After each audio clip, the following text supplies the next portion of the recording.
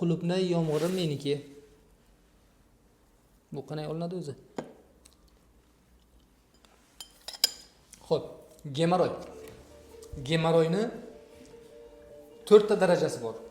Bu kasallik dunyo bo'yicha deyarli hammada uchraydigan muammolardan bittasi hisoblanadi. Bu gemoroyni 4 ta darajasi bo'lib, sxematik ravishda ko'rsatilgan.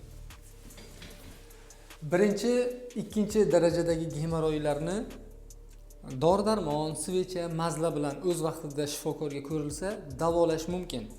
Albatta yo'q bo'lib ketmaydi, lekin sizni bezovta qilmaydi. Hech bo'lmasa katta darajalarga o'tib ketishdan saqlaydi. Lekin sizni 3-chi, 4-chi darajadagi gemoroy o'tgan bo'lsa, buni hech qanaqasiga o'zingizni aldab yurgandan ma'ni yo'q. 3-chi daraja gemoroyni qanday farqlaymiz? Bu mana bundoq bo'lib, ichkaridan tashqariga chiqib qoladi. Hojatga chiqqaningizda chiqib, yana qaytib kirib ketadi. 4-chi daraja gemoroyda esa u bir qismi tashqariga chiqib qoladi, kirmaydi orqaga, qaytadan to'g'rilanmaydi. Ko'pchilik bemorlarimiz bitta kasallik borki, parapraktitni gemoroy bilan adashtirishadi. Bu mana bunaqa ko'rinishga ega. Parapraktitda teshikning yonginasida shish paydo bo'ladi.